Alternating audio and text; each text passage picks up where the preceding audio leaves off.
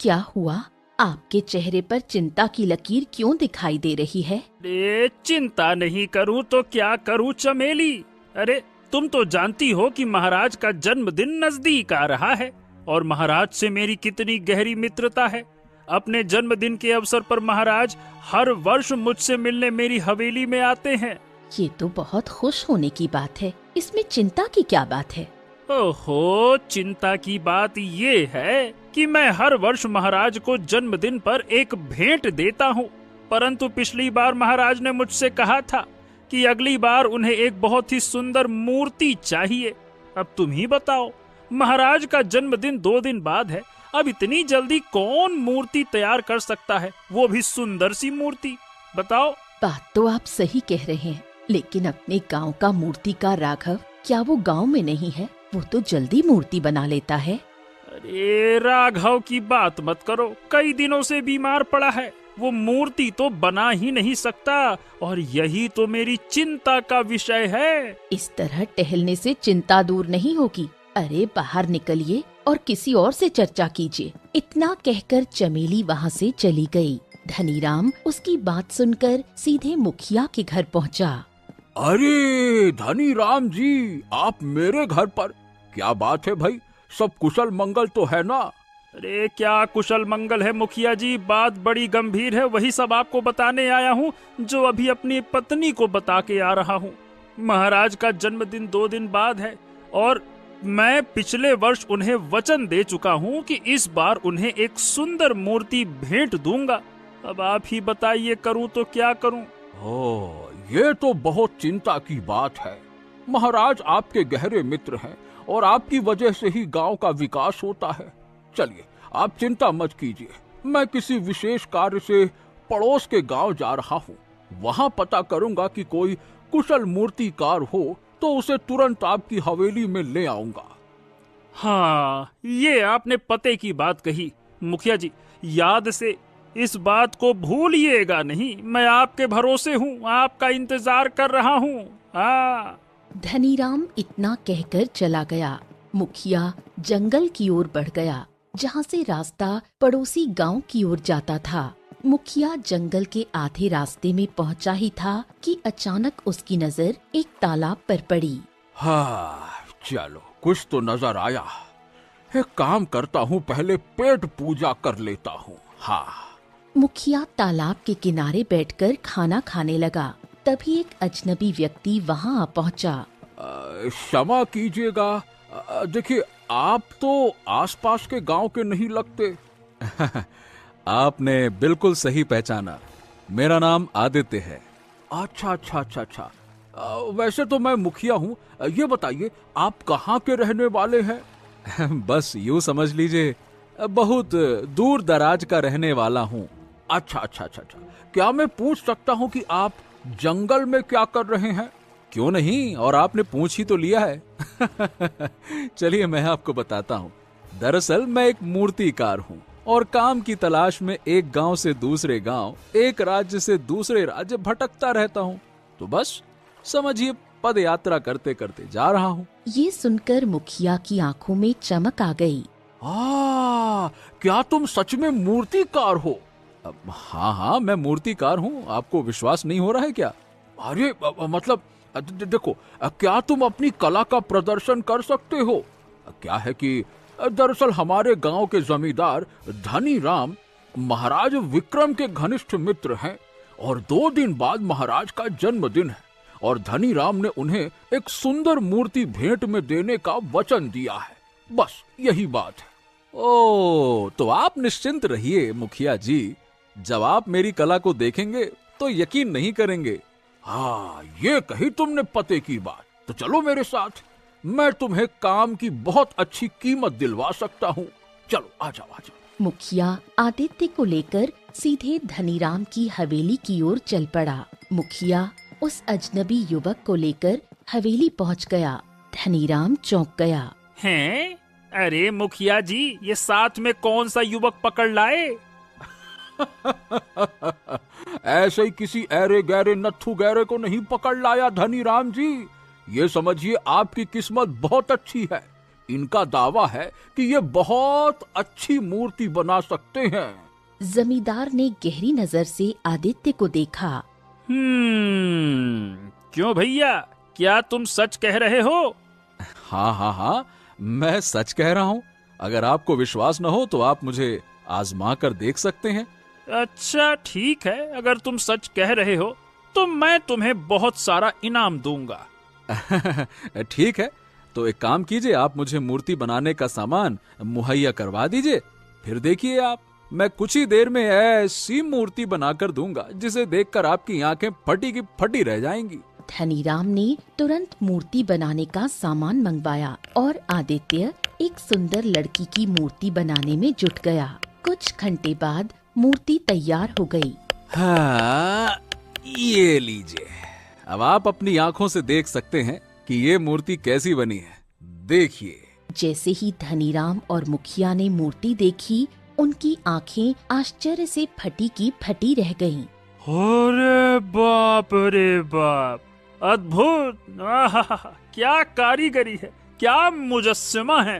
वाह वाह वाह वाह वाह भैया, अब मुझे विश्वास है कि महाराज को ये बहुत पसंद आएगी। आहा, तुमने तो हमारा मन जीत लिया आदित्य, क्या बात है, क्या बात है। धनीराम ने प्रसन्न होकर स्वर्ण मुद्राओं की एक पोटली आदित्य को दे दी। आदित्य मुस्कुराता हुआ वहाँ से चला गया। चलो तो धनीराम, अब मैं चलता हूँ, तुम्हारा काम हो गया। मुखिया भी वहाँ से चला गया। 2 दिन बाद धनीराम की हवेली फूलों से सजी हुई थी। वहाँ कई नौकर और अन्य गांव के लोग मौजूद थे। धनीराम बेसब्री से इंतजार कर रहा था। तभी उसका एक नौकर आकर बोला, महाराज आ चुके हैं मालिक। धनीराम दौड़ता हुआ हवेली के बाहर गया। राजा विक्रम अपने 2 सैनिकों के साथ दरवाजे पर खड़ा था। स्वागत है महाराज, स्वागत है। यूं समझिए, पलके बिछाए इंतजार में था आपके। दर्शन हुए तो हमारा सौभाग्य और बढ़ गया। बेसब्री से आपका इंतजार कर रहा था। लेकिन ये क्या महाराज, आपके साथ तो हर साल राजकुमार अर्जुन आते थे, वो दिखाई नहीं दे रहे। क्या इस वर्ष नहीं आए क्या? अब देखिए, वो हमारे साथ आ रहा था, परंतु आप तो जानते हैं कि उसे शिकार का कितना शौक है। एक शिकार पर उसकी नजर पड़ गई तो बस लग गया उसके पीछे। आप उनकी चिंता मत कीजिए, कुछ देर बाद आ जाएंगे।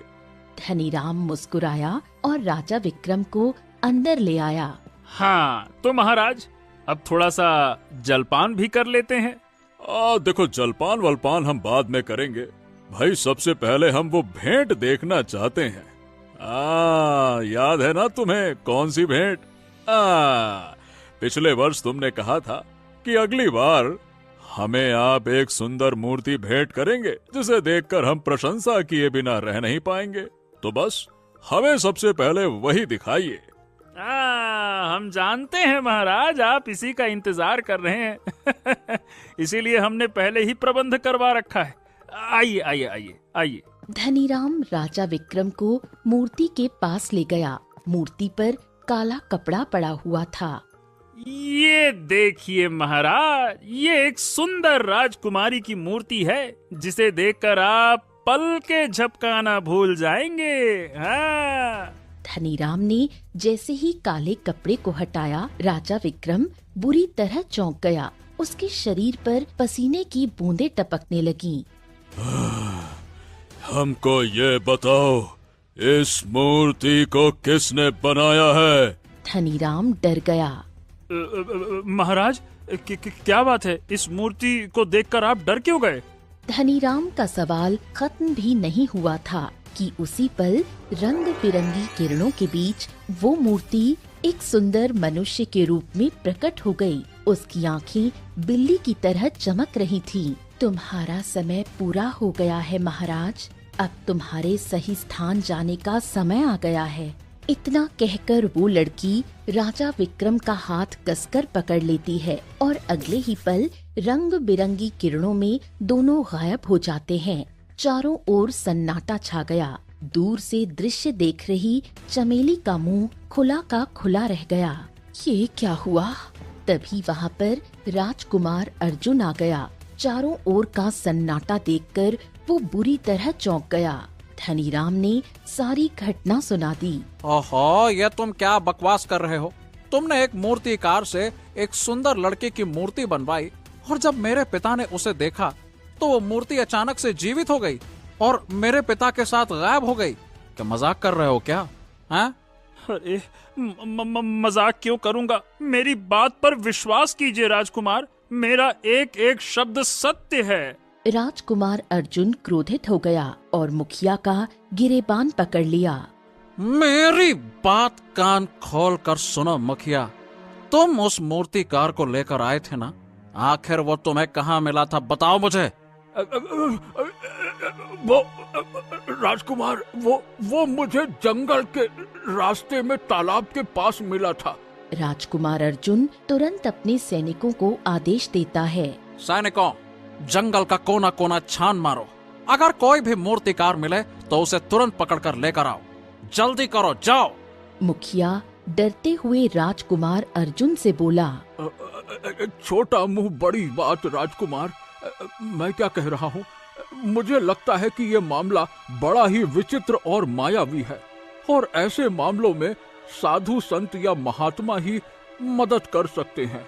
हमारे गांव में कोई साधु संत तो नहीं है, लेकिन गंगा मौसी नाम की एक वृद्धा है जिसे कुछ तंत्र क्रियाओं का ज्ञान है। मैं क्या कहता हूँ, शायद वो हमारी मदद कर सके।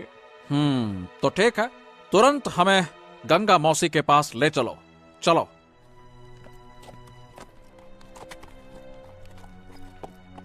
कुछ ही देर में राजकुमार अर्जुन धनीराम और मुखिया के साथ एक पुरानी झोपड़ी में जा पहुँचे। वहाँ एक वृद्धा जमीन पर बैठी हुई थी। उसके चारों ओर तंत्र मंत्र का सामान फैला हुआ था। धनीराम कांपते स्वर में सारी घटना बताने लगा। गंगा मौसी ने राजकुमार अर्जुन की ओर देखा और कहा, मैं पूरी कोशिश करूंगी ये जानने की कि आखिर ये सब हुआ क्या है। इतना कहकर गंगा मौसी ने अपनी आंखें बंद कर लीं। कुछ ही देर में उसका चेहरा और आंखें लाल पड़ने लगी, जैसे उसे बहुत पीड़ा हो रही हो, और फिर अचानक उसकी आंखें खुल गईं और उनसे खून बहने लगा। ये क्या हुआ? आपकी आंखों से खून क्यों बह रहा है? जिसने भी तुम्हारे पिता का अपहरण किया है वो बहुत ही शक्तिशाली है। वो मूर्तिकार कोई साधारण युवक नहीं है, वो बहुत बड़ा जादूगर है। मैंने अपनी शक्ति से उसे खोजने की बहुत कोशिश की, लेकिन बहुत स्पष्ट नहीं दिखा। जो कुछ दिखा वो था कनिष्क के जंगल में स्थित एक खंडर नुमा किला। मुझे लगता है तुम्हारे पिता वही हैं, लेकिन याद रखना, वहाँ जाना अपनी मौत को दावत देना है।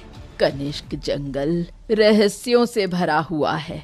मैं जानता हूँ कि वो जंगल हमेशा से रहस्यमयी रहा है। उसके बारे में अनेक विचित्र अफवाहें हैं, पर वो कितना भी खतरनाक क्यों न हो, मैं अपने पिता को बचाऊंगा और ये रहस्य भी सुलझा कर रहूंगा कि वो मूर्तिकार कौन था, उसने किस रानी की मूर्ति बनाई और वो जीवित कैसे हो गई, और मेरे पिता को लेकर गायब कहाँ हो गई। राजकुमार अर्जुन झोपड़ी से बाहर आ गया और अपने घोड़े पर चढ़ गया। तभी धनीराम दौड़ता हुआ आया। राजकुमार, राजकुमार, राजकुमार, मैं भी आपके साथ चलूंगा। नहीं, मैं अकेले ही जाऊंगा। इतना कहकर राजकुमार अर्जुन अपने घोड़े को कनिष्क जंगल की ओर दौड़ा देता है। कुछ घंटे के बाद राजकुमार अर्जुन का घोड़ा कनिष्क जंगल की गहराइयों में दौड़ रहा था, लेकिन अगले ही पल घोड़ा अचानक रुक गया और अर्जुन को अपनी पीठ से गिरा दिया। राजकुमार अर्जुन उठकर खड़ा हुआ और दोबारा घोड़े पर चढ़ने का प्रयास किया, परंतु घोड़ा टस से मस नहीं हुआ। अरे आगे चल। ये घोड़ा तो आगे बढ़ने को तैयार ही नहीं है और चारों ओर घना जंगल है। लगता है मुझे आगे का सफर पैदल ही तय करना होगा। उसने कुछ कदम ही बढ़ाए थे कि झाड़ियों से एक सर्प निकलकर उसके पैरों पर लिपट गया। राजकुमार अर्जुन कराहता हुआ जमीन पर गिर पड़ा। उसके मुंह से झाग निकलने लगे और वो बेहोशी की अवस्था में सर्प को देखता रहा। अचानक उसके कानों में एक लड़की की आवाज गूंजी, तुरंत झाड़ियों को तोड़ो और उस स्थान पर लगाओ जहाँ सर्प ने डसा है। राजकुमार अर्जुन कांपते हाथों से झाड़ियों को तोड़कर डसे हुए स्थान पर लगाने लगा। कुछ देर बाद दर्द कम होने लगा। जब उसने झाड़ी के पत्तों को देखा तो पाया कि वो पूरी तरह काले पड़ चुके थे। अब तुम सुरक्षित हो। झाड़ियों के काले पड़ जाने का अर्थ है कि तुम्हारे शरीर का विष चूस लिया गया है। राजकुमार अर्जुन उठकर खड़ा हुआ और इधर उधर देखने लगा। ओहो, यहाँ तो कोई भी नहीं है। फिर मेरी मदद किसने की? ये आवाज कहाँ से आ रही थी? तभी एक मैना पक्षी उड़ती हुई उसके सामने आकर बैठ गई। वो तो अच्छा हुआ कि मैं यहाँ से गुजर रही थी। मुझे जंगल की जड़ी बूटियों का अच्छा ज्ञान है, नहीं तो तुम्हारा क्या होता? हैं? तुम तो एक पक्षी हो। तुम मनुष्य की भाषा में कैसे बोल सकती हो? क्या तुमने कभी कनिष्क जंगल के बारे में नहीं सुना? ये वही रहस्यमयी जंगल है जहाँ कुछ भी संभव है। ये सुनकर राजकुमार अर्जुन का भय कुछ कम हुआ। तुमने मेरी जान बचाई। तुम्हारा बहुत बहुत धन्यवाद। लेकिन तुम यहाँ क्या कर रहे हो? यहाँ तो कोई मनुष्य आता ही नहीं। राजकुमार अर्जुन मैना पक्षी को सारी घटना विस्तार से बताने लगा। समझ गई, तुम्हें उस खंडहर नुमा किले तक पहुंचना है जो इस जंगल के बीचों बीच है। लेकिन सुन लो, वहाँ बड़े खतरनाक प्राणी रहते हैं। मैं तुम्हें वहाँ तक पहुँचा सकती हूँ, पर अंदर जाना मतलब मौत को दावत देना है। देखो, जो भी हो, मैं अपने पिता को बचा कर रहूंगा और उस रहस्य को सुलझाऊंगा। तो सुनो, उससे पहले तुम्हें एक विशेष कार्य करना होगा। अगर तुम मेरी बात मानोगे तो ही सफल हो पाओगे। ठीक है, मुझे तुम पर विश्वास है। बताओ, मुझे क्या करना होगा? यहाँ से कुछ दूर एक तालाब है। उसका पानी पवित्र माना जाता है, पर वर्षों से एक राक्षस ने उस तालाब पर कब्जा कर लिया है। कोई भी उस तालाब का पानी नहीं ले सकता। उस जल की विशेषता है, यदि वो पानी किसी शापित प्राणी पर डाला जाए तो वो शाप मुक्त हो जाता है, और अगर किसी राक्षसी शक्ति पर डाला जाए तो वो जलकर राख हो जाती है। ठीक है, तो मुझे उस तालाब तक ले चलो। मैना पक्षी उड़ने लगी और राजकुमार अर्जुन उसके पीछे पीछे चल पड़ा। कुछ ही देर में वो पवित्र तालाब के सामने पहुंच गए। यही है वो तालाब। राजकुमार अर्जुन इधर उधर देखने लगा। तभी उसकी नजर एक छोटी सी मटकी पर पड़ी। जैसे ही उसने मटकी को तालाब में डुबोया, पानी में से काला धुआं उठने लगा और वो धुआं एक राक्षस में परिवर्तित हो गया। तुम्हारी हिम्मत कैसे हुई इस तालाब से पानी लेने की? क्या तुम नहीं जानते कि ये मेरा क्षेत्र है? देखो, इस तालाब का पानी मेरे लिए बहुत ही आवश्यक है। राक्षस कुछ क्षण उसे घूरता रहा और फिर रंग बिरंगे धुएं से सुंदर पुरुष में बदल गया। तो तुम राक्षस नहीं थे? मैं बुरे लोगों के लिए राक्षस हूँ, पर वास्तव में मैं इस जंगल का रक्षक देवता हूँ। जो भी इस तालाब का पानी लेने आता है, राक्षस को देखकर डर कर भाग जाते हैं, लेकिन तुम नहीं डरे। अब तुम इस तालाब का पानी जितना चाहे ले सकते हो। राजकुमार अर्जुन ने शीशी में पवित्र जल भरा और मैना पक्षी से कहा, हाँ, चलो, अब मुझे किले तक ले चलो। चलो, मैं तुम्हें किले तक पहुंचा देती हूँ। कुछ घंटों बाद राजकुमार अर्जुन कनिष्क किले के बाहर खड़ा हुआ था। अब तुम्हें आगे का सफर खुद ही तय करना होगा। तुम्हें किले के अंदर स्वयं जाना होगा। क्या बात है, तुम मेरे साथ किले के अंदर नहीं चलोगे? नहीं, अंदर किले में तुम्हें तुम्हारे पिता और वो मूर्तिकार भी मिल जाएगा। याद रखना, मैं अचानक उड़ती हुई अंदर आ जाऊंगी और जब मैं कहूँ कि तालाब का जल किसके ऊपर छिड़कना है तो बिना देरी किए उसी के ऊपर डाल देना। सच्चाई तुम्हारे सामने आ जाएगी। मैना पक्षी तुरंत उड़ती हुई वहाँ से चली गई और राजकुमार अर्जुन किले के भीतर चला गया। किले के अंदर प्रवेश करते ही राजकुमार अर्जुन ने देखा कि एक पिंजरे में उसके पिता राजा विक्रम बंद थे और पिंजरे के सामने एक सुंदर युवक और एक अत्यंत सुंदर स्त्री आंखें बंद किए हुए मंत्रों का जाप कर रहे थे। हाँ, मुझे पूरा विश्वास था अर्जुन कि तुम मुझे बचाने के लिए यहाँ जरूर आओगे। हाँ मेरे बेटे। राजा विक्रम की आवाज सुनते ही वो सुंदर स्त्री और युवक अपनी आंखें खोल देते हैं। युवक मुस्कुराते हुए अर्जुन की ओर देखता है। तो बेटा अपने पिता को बचाने आया है, लेकिन मूर्ख, तू नहीं जानता कि अब तू भी यहाँ से कभी बाहर नहीं जा पाएगा। यह तेरी गलतफहमी है मूर्तिकार। तू मुझे यह बता कि तूने मेरे पिता को बंदी बनाकर क्यों रखा है? आखिर तूने किसकी मूर्ति बनाई थी जो जीवित होकर मेरे पिता का अपहरण करके यहाँ ले आई उन्हें? आखिरकार ये सब कुछ हो क्या रहा है और है कौन तू? बता मुझे। तुम्हें तुम्हारे सारे प्रश्नों के उत्तर मिलेंगे। जिस स्त्री की मैंने मूर्ति बनाई थी वो कोई और नहीं बल्कि मेरी माँ है, जो कि मेरे बगल में खड़ी है। आदित्य की बात सुनकर वो अत्यंत सुंदर स्त्री मुस्कुरा उठी। ये विद्या मुझे मेरी माँ ने सिखाई थी। मैं किसी भी स्त्री की मूर्ति बनाकर उसमें कुछ देर के लिए जान डाल सकता हूँ और जादुई शक्तियां भी भर सकता हूँ। मुझे तुम्हारे पिता को कैद करना था, इसीलिए मैंने जानबूझकर अपनी माँ की मूर्ति बनाई और कुछ देर बाद वो मूर्ति जीवित हो गई और तुम्हारे पिता को गायब करके यहाँ ले आई। अच्छा, तो तू कहना क्या चाहता है? जब तू किसी भी मूर्ति को बना सकता है तो फिर तूने अपनी माँ की ही मूर्ति बनाकर मेरे पिता का अपहरण क्यों करवाया? आखिरकार तू है कौन? साफ साफ बताता क्यों नहीं है? मैं कौन हूँ? अरे अगर यही जानना चाहते हो तो अपने पिता से पूछो कि मैं कौन हूँ।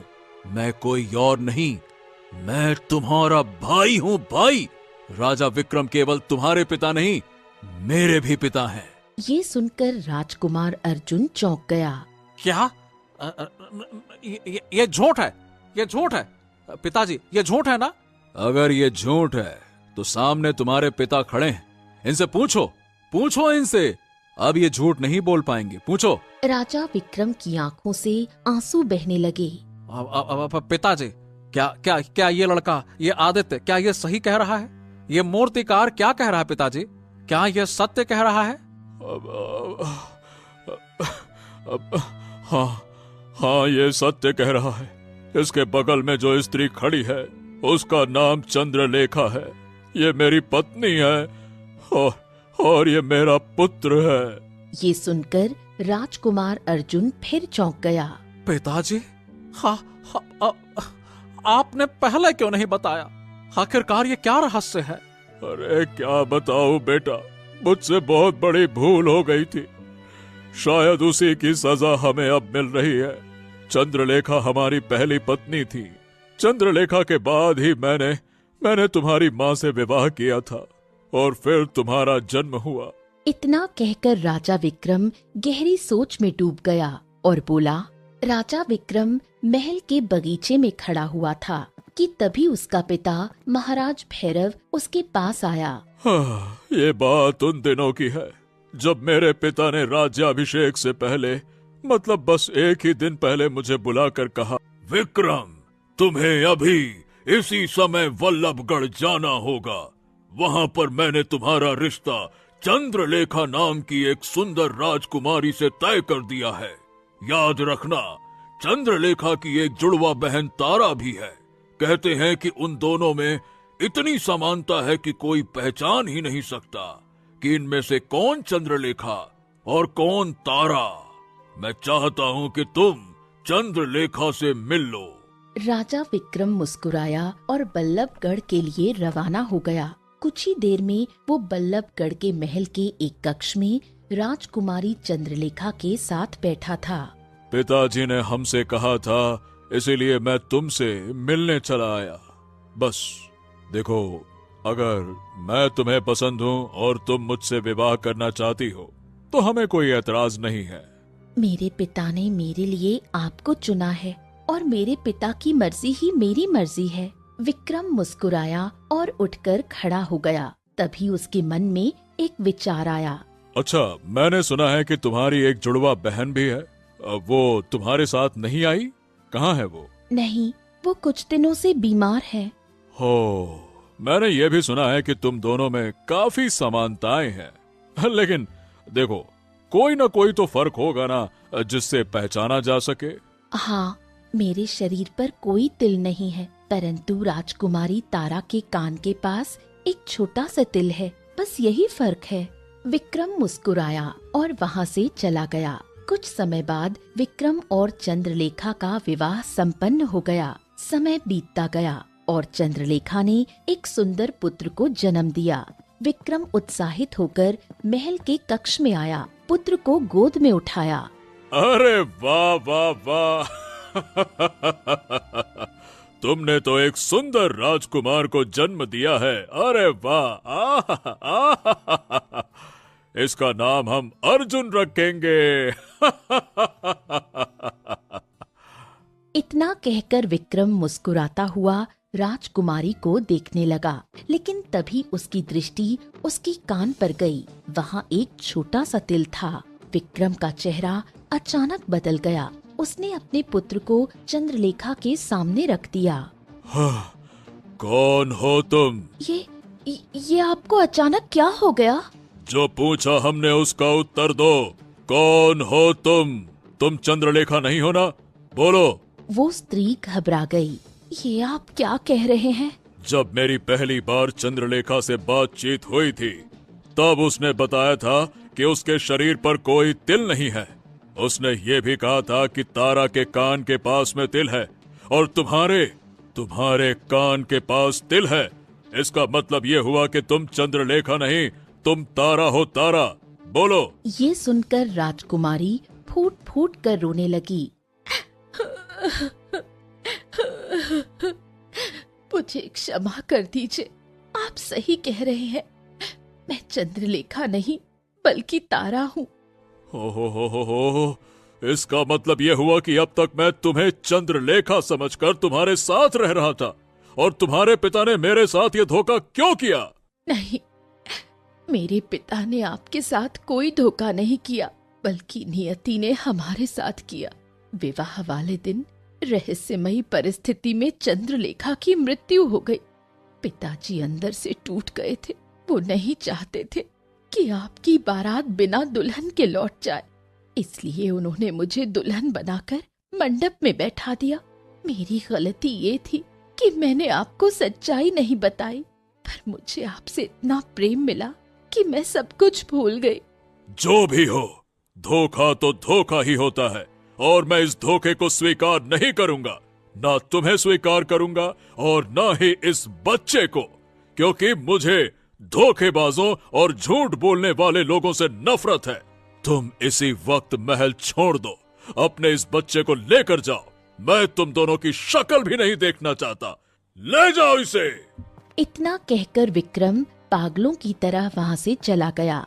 तारा ने बहुत मनाने की कोशिश की, पर विक्रम नहीं माना। राजकुमारी तारा अपने पुत्र को लेकर महल से बाहर निकल गई। महल से बाहर जाकर तारा को पता चला कि उसके पिता की हत्या हो चुकी थी और किसी दूसरे राज्य के राजा ने राज्य पर कब्जा कर लिया था। अब तारा के लिए अपने राज्य लौटना असंभव हो चुका था। वो बेचारी जंगल की ओर चली गई। वो एक गुफा के बाहर बैठकर रोने लगी। तभी उसका नन्हा पुत्र रोने लगा। बेटा, मुझे बहुत प्यास लगी है, तू यहीं बैठ, मैं अभी आती हूँ। कुछ देर बाद तारा वापस लौटी, मगर इस बार उसकी आंखों में एक अलग चमक थी। मत घबरा बेटा, तेरे पिता ने तुझे और तेरी माँ को महल से निकाल दिया, अपमानित किया। अब मैं तुझे ऐसी विद्या सिखाऊंगी कि तू बड़े से बड़े योद्धा को भी अपने घुटनों पर ला सकेगा। ये कहानी सुनकर अर्जुन चौंक गया। आदित्य की आंखों में आंसू थे। पूछो इनसे पूछो ना, आखिर मेरी माँ की गलती क्या थी? उसने क्या धोखा किया था और मेरा कसूर क्या था? पूछो। राजा विक्रम फूट फूट कर रोने लगा। अरे मुझे माफ कर दो। मैंने एक भूल की थी और ये बहुत बड़ी भूल थी। मेरी माँ ने मुझे पाल पोस कर बड़ा किया, काली विद्या सिखाई ताकि मैं तुम सबसे बदला ले सकूं। तभी अब तक चुप बैठी तारा बोल उठी, देर मत करो, जो मंत्र मैंने तुम्हें सिखाए हैं उनका जाप करो और इस अर्जुन पर उस मंत्र का प्रहार कर दो। अब समय आ गया है इस राज्य को अपने अधीन करने का। तभी आकाश में उड़ती हुई मैना पक्षी कक्ष में प्रवेश कर गई। राजकुमार अर्जुन, अब समय आ गया है, पवित्र तालाब का जल मेरे ऊपर और इस स्त्री के ऊपर छिड़क दो। ये सुनकर तारा और आदित्य चौंक गए, परंतु राजकुमार अर्जुन ने बिना देर किए शीशी में भरा जल पक्षी पर छिड़क दिया और फिर तारा पर भी फेंक दिया। अगले ही पल रंग बदलने लगे, तारा चीखने लगी, उसका रूप बदलने लगा। कुछ ही क्षणों में तारा एक भयानक झुर्रियों से भरी बूढ़ी औरत में परिवर्तित हो चुकी थी।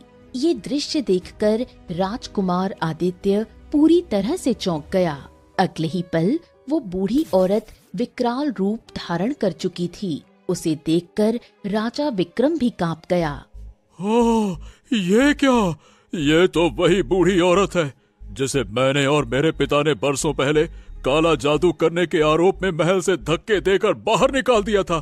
तभी अचानक राजा विक्रम का पिंजरा गायब हो गया और अगले ही क्षण रंग बिरंगे प्रकाश में मैना पक्षी तारा के वास्तविक रूप में परिवर्तित हो गई। ये दृश्य देखकर अर्जुन और आदित्य स्तब्ध रह गए। बेटा, जिसे तू अब तक माँ समझता रहा वो मैं नहीं, ये बूढ़ी डायन थी जिसने तुझे काली विद्या सिखाई, तेरे हृदय में नफरत, ईर्ष्या और क्रोध भर दिया। तेरी असली माँ मैं हूँ। डायन गुर्राने लगी और आदित्य की ओर देखकर चिल्लाई, ये सही कह रही है। इतना ही नहीं, मैंने ही इसकी बहन चंद्रलेखा को इसके विवाह के दिन ही अपनी जादू की शक्ति से मार दिया था, क्योंकि मैं केवल विक्रम से बदला लेना चाहती थी और मैंने ही इस तारा को मैना पक्षी में परिवर्तित किया था, लेकिन ये अपने असली रूप में आ गई। उस दिन जब मैं गुफा के बाहर पानी पीने गई तो तूने मुझे तालाब के किनारे पा लिया, मंत्रों के बल पर मुझे पक्षी बना दिया और खुद मेरे रूप में मेरे बेटे के पास लौट आई।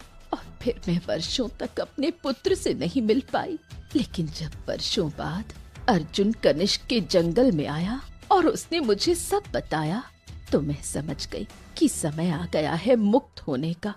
जंगल में रहते रहते मैंने ज्ञान अर्जित कर लिया था। मैं उस पवित्र तालाब के बारे में जानती थी और क्योंकि अर्जुन मेरे पति का पुत्र था, मुझे उस पर भरोसा था। इतना कहकर तारा अपने पुत्र आदित्य के पास चली गई और अगले ही पल वो भयानक डायन धधकती आग में जलकर राख हो गई। राजा विक्रम तारा के पैरों में गिर पड़ा। मुझे क्षमा कर दो तारा। उस समय मैं क्रोध में था, पर जब मुझे अपनी गलती का एहसास हुआ तो मैं तुम्हें और अपने पुत्र को बहुत खोजा। मैंने बहुत ढूंढा, लेकिन तुम दोनों कहीं नहीं मिले। तारा की आंखों में आंसू आ गए। मुझे आपसे कोई शिकायत नहीं है। आदित्य अपने पिता की ओर बढ़ा। पिताजी, मुझे क्षमा कीजिए। मुझे नहीं पता था कि जिसकी छाया में मैं बड़ा हुआ वो मेरी माँ नहीं थी, बल्कि एक पिशाचिनी थी और मेरी सगी माँ एक पक्षी बनकर जंगलों में भटकती रही। मुझे नहीं पता था। राजकुमार अर्जुन मुस्कुराया। अरे बस कीजिए, अब आंसू पोंछ लो भैया, दुख के दिन समाप्त हुए। अब आप मेरे भाई हैं और मैं आपका भाई हूँ और हम दोनों के ये पिताजी हैं। राजा विक्रम मुस्कुराया और अपने दोनों पुत्रों को गले से लगा लिया। वो अपने परिवार को लेकर महल लौट आया। राज्य की सभा में सबके सामने उसने अपने बड़े पुत्र आदित्य को राज्य का उत्तराधिकारी घोषित किया। अर्जुन को कोई ऐतराज नहीं था। वो गर्व से मुस्कुराया। तो दोस्तों, कहानी कैसी लगी कमेंट बॉक्स में जरूर बताइए।